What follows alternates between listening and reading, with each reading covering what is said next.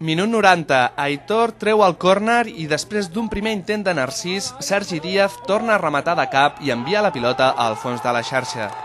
Amb aquest gol, el Blanes posava ahir el 2-1 definitiu al camp dels Pins i trencava una ratxa de 9 partits sense guanyar. Una ratxa que a casa encara era més negativa, perquè des del 20 de setembre que no hi aconseguien els 3 punts. Abans d'aquesta jugada, els homes de Paco Carballo havien patit de valent, i tot i que a la primera part havien creat cert perill, l'ocasió més clara aquesta d'Aillats que acaba al pal, el Premià també va tenir les seves opcions fins que va arribar el gol de Rodri, després d'una passada de Finidi.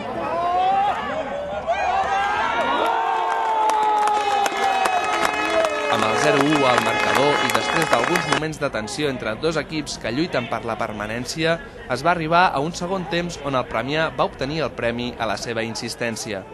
En un ràpid contraatac, Charlie feia de cap l'empat a 1. A partir d'aquest moment i amb els dos equips abocats a l'atac, el partit es va trencar i tots dos conjunts haurien pogut endur-se els 3 punts. En aquesta fase final, Narcís va ser un dels homes més actius del Blanes i fins i tot va disposar d'una ocasió claríssima després de quedar-se sol davant del porter. Només uns minuts més tard d'aquesta acció i en un moment on el públic ja està acostumat a patir amb el seu equip, va arribar la jugada afortunada del gol. Altra vegada, Narcís remata a porteria, però és Sergi Díaz qui dona la victòria als locals.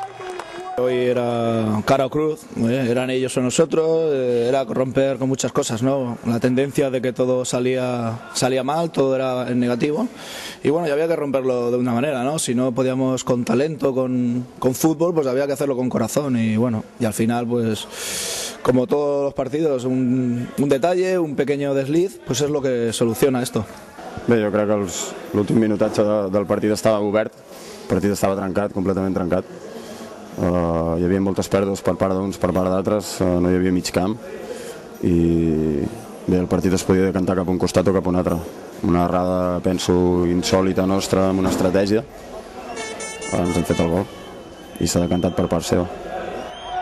Després d'aquesta victòria agònica davant del Premià i sense fer cas als possibles descensos de compensació, ara per ara el Blanes està fora dels llocs de descens de tercera. La setmana que ve torna a jugar a casa davant de la Rapitenca i podrà confirmar si trenca definitivament la mala ratxa.